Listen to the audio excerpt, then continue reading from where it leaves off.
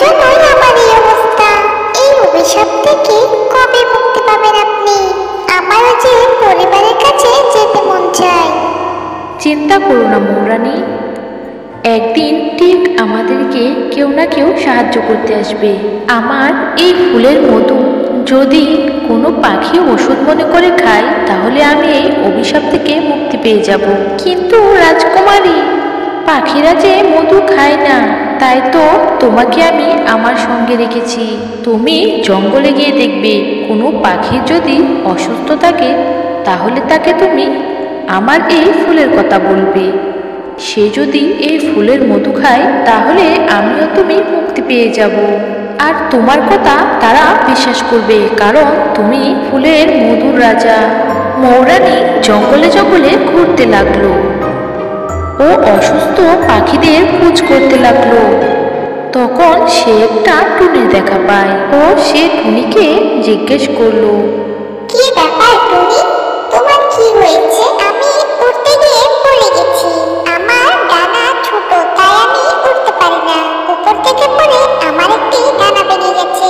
তোমার ডানা বড় করতে চাইলে আমার সাথে চলো। একটি লাল গোলাপের সন্ধান আমি জানি, যার মধু খেলে তোমার ডানা তাড়াতাড়ি বড় হয়ে যাবে আর তুমি আকাশে উড়তে পারবে ও তোমার শরীরের ব্যথা ঠিক হয়ে যাবে। তখন টুনি বলল, এটা আবার হয় নাকি? মিথ্যে কথা, আমি এগুলো বিশ্বাস করি না। চলে যাও, ফালতু কথা। মৌরানীকে অপমান করে তাড়িয়ে দিল টুনি। মৌরানী কান্না করতে করতে চলে গেল একটি গাছের কাছে।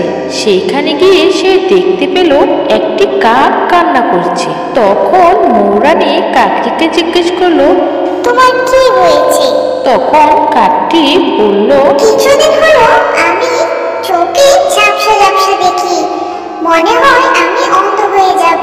না না, কেঁদো না তুমি, আমি এই রোগের ওষুধ জানি। তুমি চলো আমার সাথে।